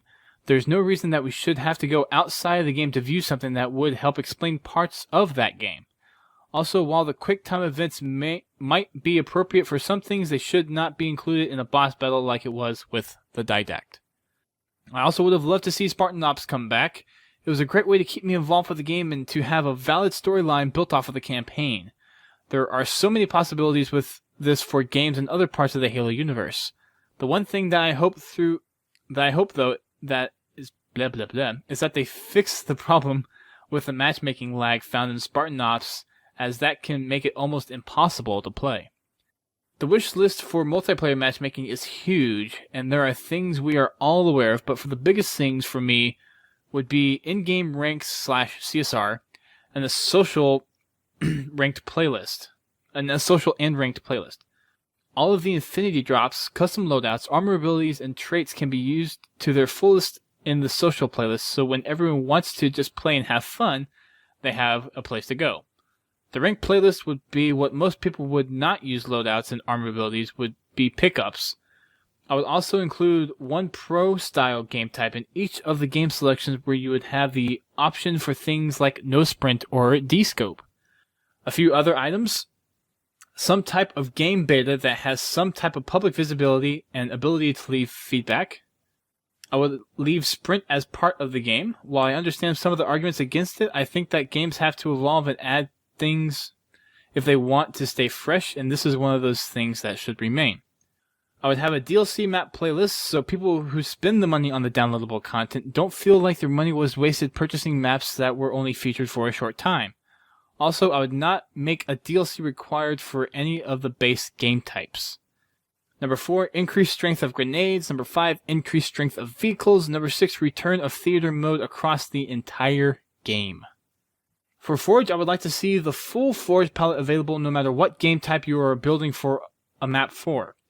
I would also like to see the limits on the different items in the palette increased. Finally, Halo 5 needs a spectator mode. As we saw with the Global Championships, people got excited and drawn into the competitive Halo, and the game should have the most that it can to have pro gamers want to play the game, and thus their fans also play the game. This may not impact the game itself, but it may help with its sustainability. My last thoughts regarding Halo 4 is that I think 343 Industries has done about everything it can at this point regarding the mechanics of the game. They might be able to adjust, tweak playlists for some peripheral stuff to keep interest in the game, but I would rather them focus mainly on getting Halo 5 right because they have to. If Halo 5 fails, then we all might as well pack our bags and head home because there will be no coming back. From everything that I've read and heard after the PAX and Global Championship, it sounds like 343 has learned from their mistakes and are committed to putting a game out to make the Halo community proud. All we can do is point and hope. All we can do at this point is hope. Thanks for everything, guys. Keep up the great work. Pins Halo. So you hit a lot of the bullet points I think that we've talked about here on the show over the past, month and a half, 2 months? Pretty much ever since the Global Championship came out. And I think most of the stuff I pretty much agree with. Beta, Sprint, DLC, strength of grenades, strength of vehicles in a certain matter, the terminal, CSR. Most of the stuff I agree with in here. What do you think, Brent? I think most of it is pretty much spot on with what I've seen other people say as well. Yeah. I'm not sure if I would completely agree with having like full forge palettes available across every game type, because you don't want an oddball spawn in a Slayer game type necessarily. But if you want to expand on that, speak for yourself. Just for me, the best way to get Halo back to the way it used to be is to find ways to slow the game down back to Halo 3 speed. You know, you go back, you play Halo 3 for a while, and you get that gameplay pace down, and you take that into Halo 5's development. To me, that would be the way to fix it. Because to slow the game down, you have to make some very big changes, some very big differences from the way it was from Halo 4. I think you could decrease sprint speed a little bit. I don't think you should ever remove sprint. I think it's in there to stay, but maybe make it to where you can't sprint as long, or you just don't sprint as fast. Bring back weapon spawns, static weapon spawns that I know where they are. So they're in the game. Well, I mean, I don't want to see them on my HUD anymore. That also kind of bugs me. I mean, it's not that big of a deal, but I don't like the idea. So you don't? Not for the static weapon placements, you don't. Okay.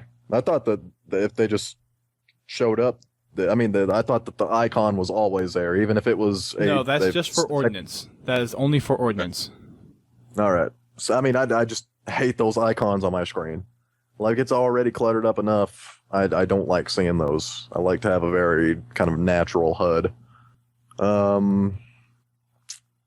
Yeah, that's understandable. For me, just slow it down. There's obviously going to be other stuff that they're going to do to it. We don't know what it is yet. They'll probably add some stuff that we don't know to complain about yet. And that's where a beta would come in handy. Yeah, but the thing is, we'll know about those changes way before the beta. But it'll be handy to. Here's the thing: if they do something, if they put something and change the gameplay significantly, I don't know what they would add. But if it changes significantly, and then people play around with it in the beta, and they don't like it, what do they just completely cut it? I mean, what do you do at that point? I mean, some of the stuff that they add, they feel like they have to keep it in there because they dedicated so many resources to it, developing it. If people just completely hate a new feature in Halo 5, and they play the beta, they know they hate it because they played around with it. I mean, a lot of the stuff in Halo 4, we complained about it before the game ever came out. People were complaining about armor mods. They were complaining about the lack of starting weapons that where they are exactly. They complained about ordnance just in general. But 343 could say, well, there's no beta, so you haven't played it to know that it's awful yet. So you can't say with any certainty that you don't like it. But if you put out a beta and it turns out that people don't like whatever you added, do they cut it, or do they keep it in and make people angry due to their belligerence? That's kind of the problem with a beta. They're almost afraid. If I were a developer and I put out a beta, I would be afraid that people would just completely hate this one aspect of the game that I couldn't possibly take out and have the game ship on time.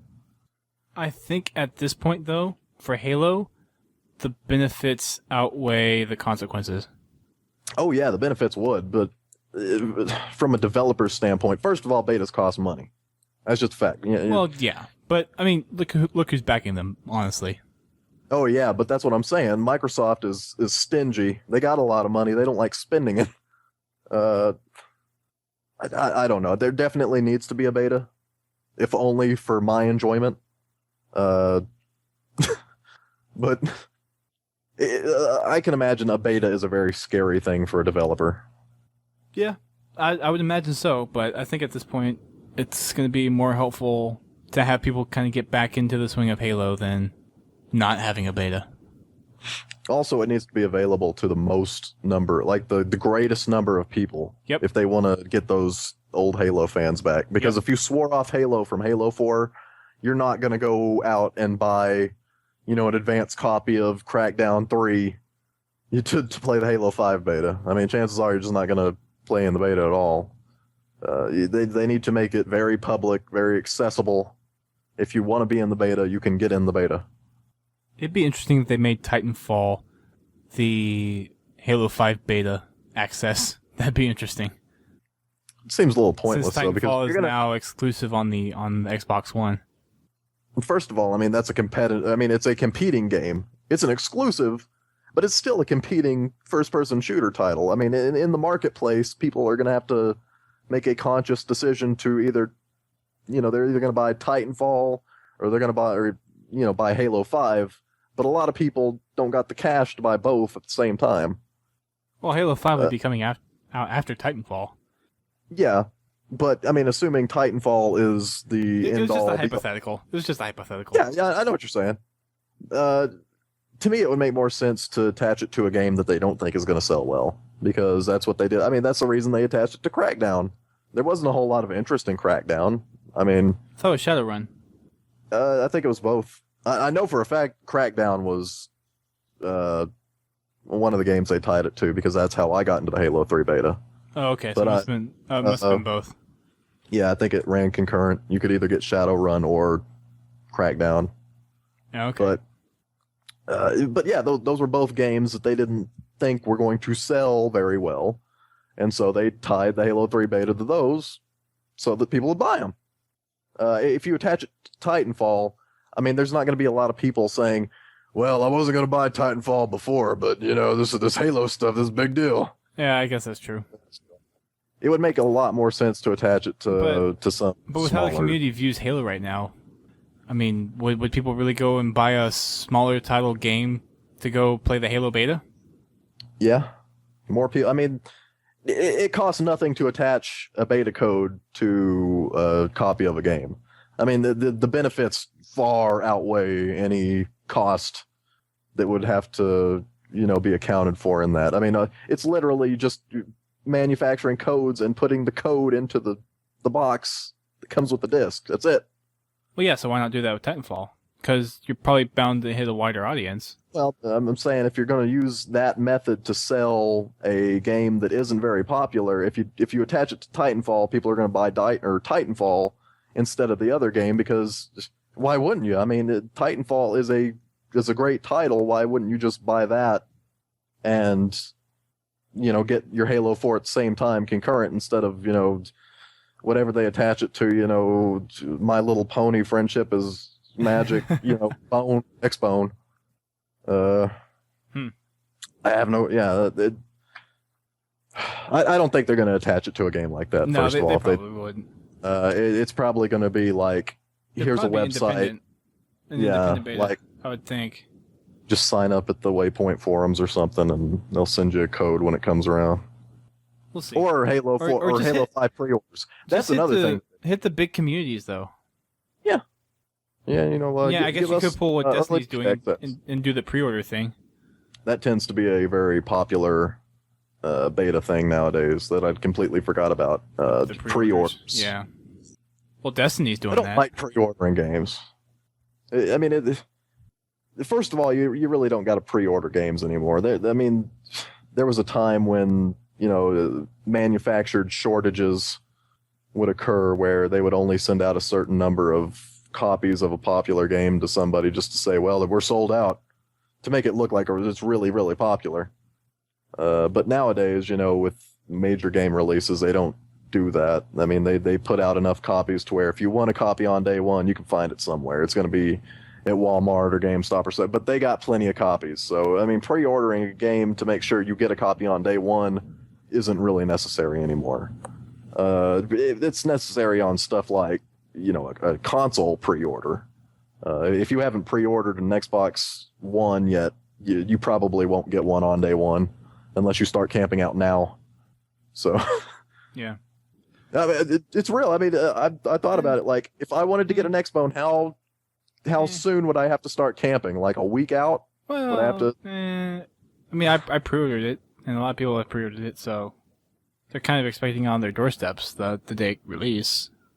Yeah. Now, if you're going to be one of those people that just waits for it to come out midnight, then I guess you could do it that way. But I personally don't see any incentives to have an Xbox One straight away when I'm still going to be playing most of the games on the 360 because that's where most of the games I own are, and there's not backwards compatibility on the Xbox One. But you can't say, well, I mean, yeah, never mind, you can. I take that back. I was going to say you can't say Xbox on and it'll turn on, but you can. Can you do that with the current Kinect? No. Turn it on with the Kinect? No. No, I guess that is a new thing. There's your reason to get an Xbone day one, so you can turn it on with your voice. It's also easier? Holding the guide button on my controller for a second or hitting the power button on my Xbox. Yeah, I saw that on the commercial and I just cringed. Which is a lot faster. It requires no vocal energy. You don't have to yell at your Xbox. It's quicker. Yeah, I mean, the whole point of a game console is to press buttons on a controller and watch stuff happen on screen. If you're not willing to press the button to turn the console on, you don't need to be playing video games. I mean... Yeah, I got into a whole Twitter discussion over the use of Kinect, or the usefulness of Kinect, earlier this week. But, yeah. Digress. That's going to wrap it up for tonight, guys. So, thanks for listening to our rants yet again. I think this is going to be a recurring theme.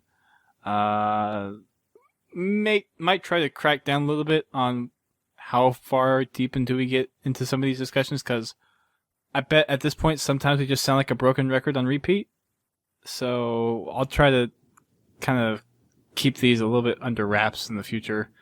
But if we get into the tangents, guys, it's because we're passionate about Halo and we really care about the franchise, so just keep that in mind. Well, I mean, we have new content, too. I mean, it's not every week we talk about Halo-themed pumpkins. But if you look at how much we've talked about the next Halo game, it's been pretty much more than half of the show so far. So yeah, but the problem with that is, I mean, and that's the thing, we're talking about the next Halo game even though we know absolutely nothing about it. We're talking about it just based on our experiences with Halo 4 and what we want out of Halo 5 in terms of just what we think get, betas and stuff like that. But I mean, as soon as we get even little teeny bits of info on Halo 5, the conversations are going to be a lot more interesting. Right. So just bear with us, guys, until we got more info about Halo 5 and everything like that. And we'll keep reading the bulletins every week. We'll be here. And, yeah. So next week, nothing special then as well. I think we're just going to do the bulletin. May have a special guest on. I'll have to reach out to a couple people that I have wanted to have on for a while and see if they're willing to hop on the show. So we'll see if we can get that settled. So again, thank you everyone for coming out, and especially for those that are reaching out to us on the Twitch channel and listening to us live. We do our podcast live every week on Thursdays at 8:30 p.m. Eastern Time. And you can find us over, of course, on Twitch, twitch.tv/Podtacular, and you can find us over on all their social media. So we have a Facebook, Twitter, and YouTube as well. So definitely check us out there. Check out our website, podtacular.com. And if you have anything that you want to talk about or want us to talk about on the show, feel free to send us an email, submissions@podtacular.com. Or you can use the big green submit button on the homepage as well. Just like tonight, you can have your opinions about the next Halo game heard, just like we heard from the 3 submissions that we had. And we honestly want to hear what you guys think. We want to know what the community at large, especially our listeners, want to see in the next Halo game. So please send us anything and everything that you want us to talk about. We will talk about it on end. I mean, you've heard us talk about the future of Halo on end for the last month and a half, so it's not a topic that we're afraid to talk about. Definitely send it in to us, and we'll take anything and everything we can get. And of course, bringing back the question of the week, and that is, of course, if you could assign a subtitle to all of the Halo games thus far, all the numbered Halo games, what subtitle would you put to them? So that's going to be our question of the week, and you can email those to us, and we'll post it on Facebook and Twitter as well. That will wrap it up for the podcast tonight. Thank you guys again for tuning in. We will see you guys next week for our next show, and keep on fragging them trucks. Keep on fragging pumpkins. Pumpkins. Keep on smashing those pumpkins.